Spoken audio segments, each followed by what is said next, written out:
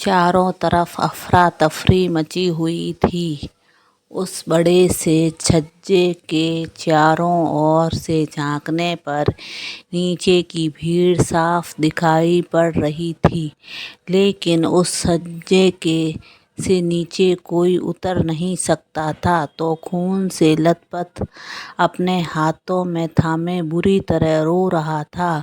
उसी से लिपटकर एक बच्ची भी खड़ी थी, जिसकी सूनी आंखें आकाश के शून्य को ताक रही थी।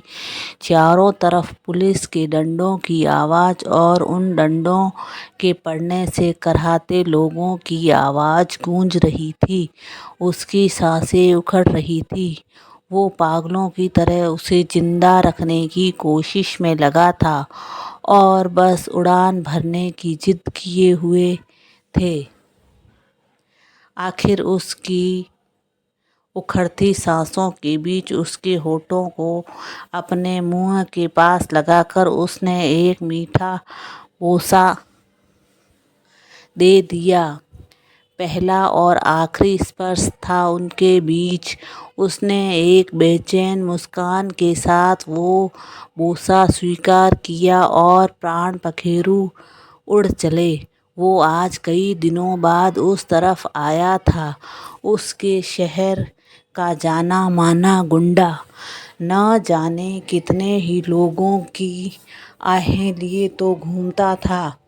अपने मन और तन दोनों की हवस निकालने वो यहाँ चला आया करता था। लाख बुराइयां होने के बाद भी किसी की सहमति के बगैर उसे छूना उसको भी नहीं भाता था। वो जगह जो किसी तरह के लोगों की ज़रूरतों के लिए मसौदा उपलब्ध कराती थी, जिसे आसान भाषा में कोटा कह दिया जाता है।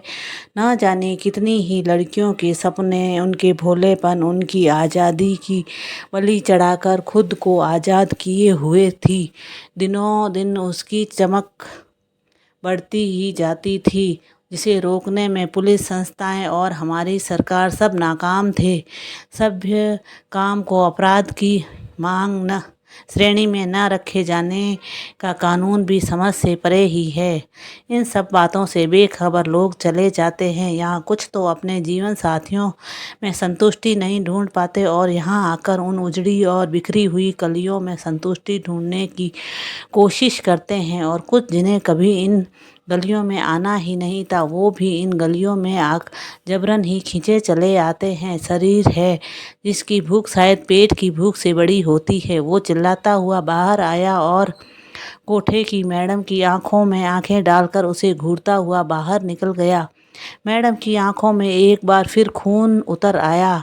उसके कुछ आदमी बुलाए और फिर हवा में कई आर्द्र चीखें गूंज गई।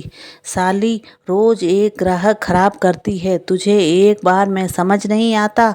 अब तुझे ये ही करना है। मैडम बोल रही थी और वो अपने रिश्ते खून को दबाने की कोशिश कर रही थी। आवाज़ में आहें जरूर थी, लेकिन आंखें उसकी बगावत पर उतारू थी।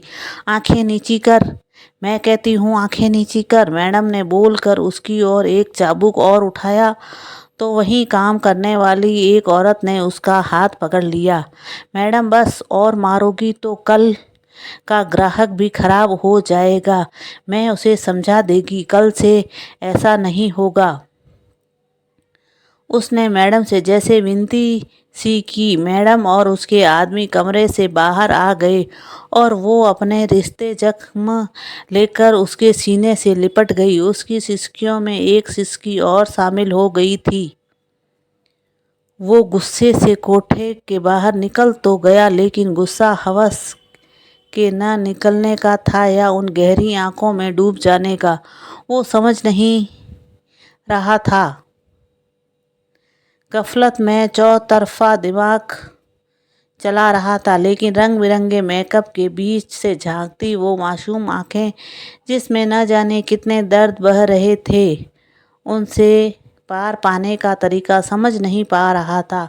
थक हार कर उसने आंखें बंद कर ली और एक बार फिर वो कमरा और कमरे के बीच बैठी वो उसकी पलकों पर तैर गए। छू भी न सका था वो उसे, इतना तेज था उसकी उन दो आँखों में। उसने फिर आंखें खोल दी और इस बार शराब की बोतल दीवार से टकरा कर चूर हो चुकी थी। अगले दिन वो फिर उसी कोठे पर था। मैडम ने जब उसे कोई दूसरी लड़की सौंपी तो उसने कल वाली ही लड़की की मांग उठा दी। मैडम उसे घूर कर देख रही थी, लेकिन वो दृढ़ था। पैसा देना पड़ेगा, चाहे कुछ मिले या ना मिले। उसने एक चमकता नोट उसकी काउंटर पर चिपका दिया और कुछ देर बाद वो उसी कमरे में था। अब ये रोज का नियम हो चला था। उसके रिश्ते घाव अब सूखने लगे थे और इसके मन के भाव उसकी गीली हंसी के तले अब भरने लगे थे। वो जब भी हंसती तो इसे अपने अंदर से एक बुरा साया हटता नजर आता। हर रात का वो 1 घंटा अब उसके जीवन का सबसे खुशनुमा वक्त बन चुका था, जिसे बेनागा में हासिल कर लेता था। कोठे में अब वो इसके नाम की हो चुकी थी। सख्त हिदायत थी मैडम को कि वो किसी और के बिस्तर तक न पहुँचे। दबदबा ऐसा था इसका कि मैडम की जुबान पर ताले लग गए थे। धीरे धीरे उसकी डोर मैडम के हाथ से छूटने लगी और मैडम ने उसे थामने की कोशिश भी नहीं की। जानती थी वो इसके एक इशारे पर इसका पूरा धंधा चौपट हो सकता था।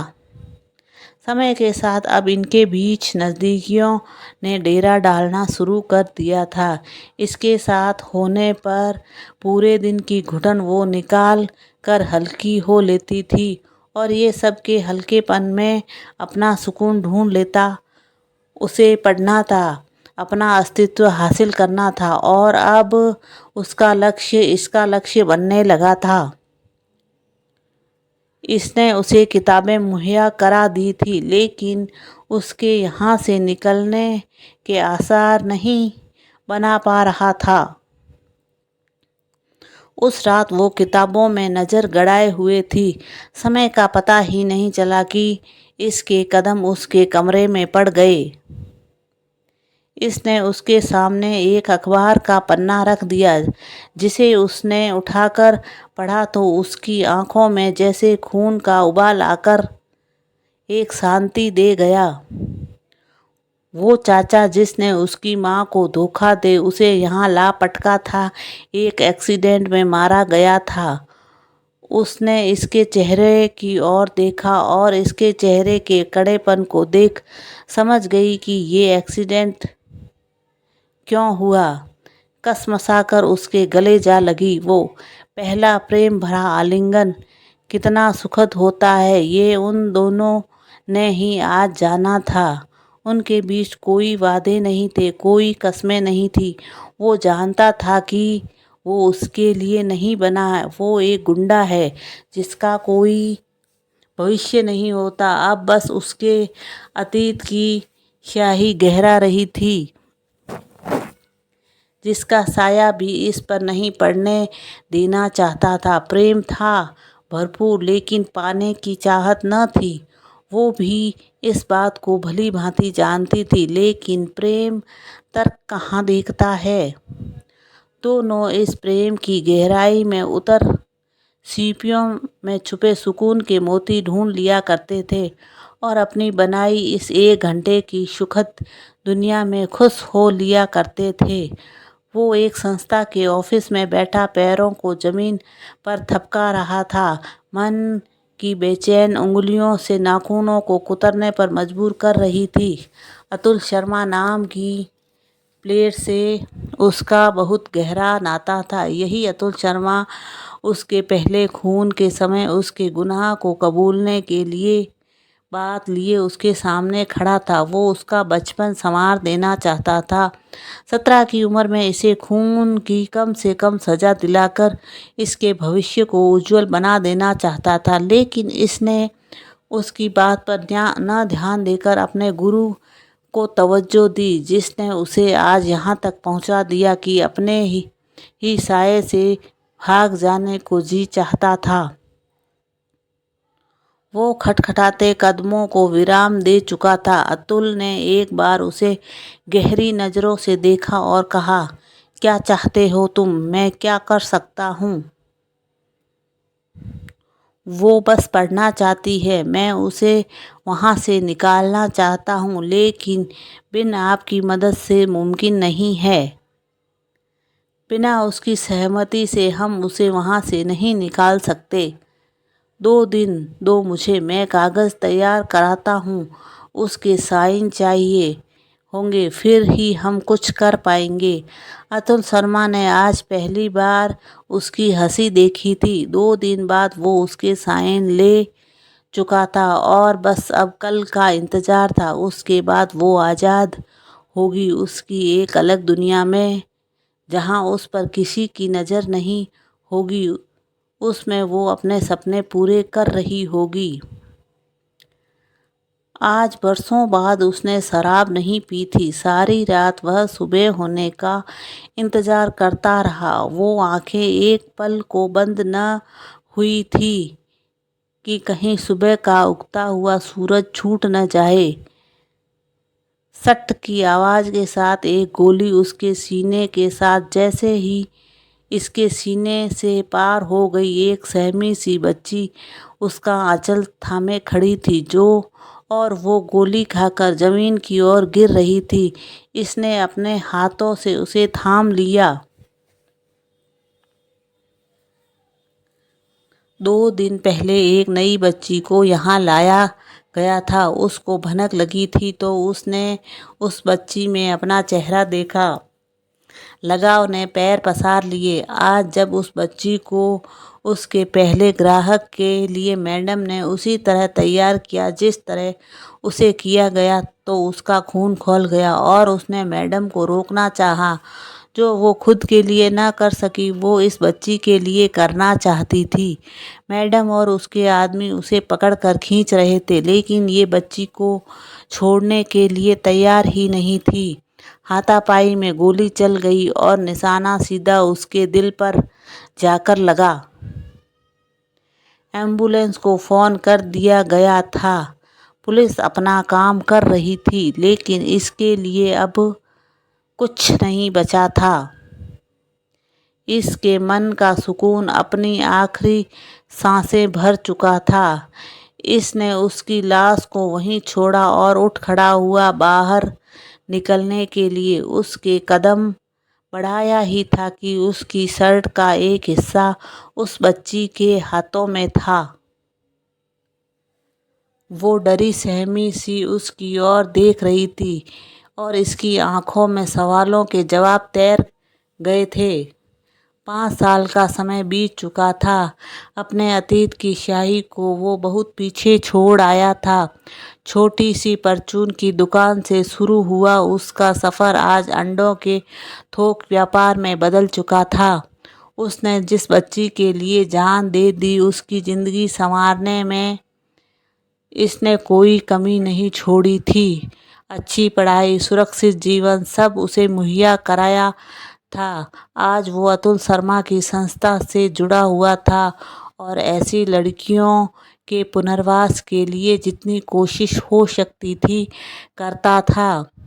उसके साथी ने उसके जीवन में जो दिया जलाया, इस बच्ची ने उसकी लो कस कर संभाल रखी थी और वो अब उसके जीवन में अपनी मुस्कान से उजाला कर रही थी। इसकी रातों का 1 घंटा अब भी उसके लिए निश्चित था, जिसमें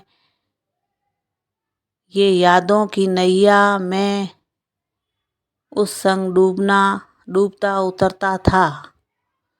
समाप्त। कैसी लगी कहानी? अच्छी लगी हो तो लाइक शेयर सब्सक्राइब करते रहिए। Bye bye.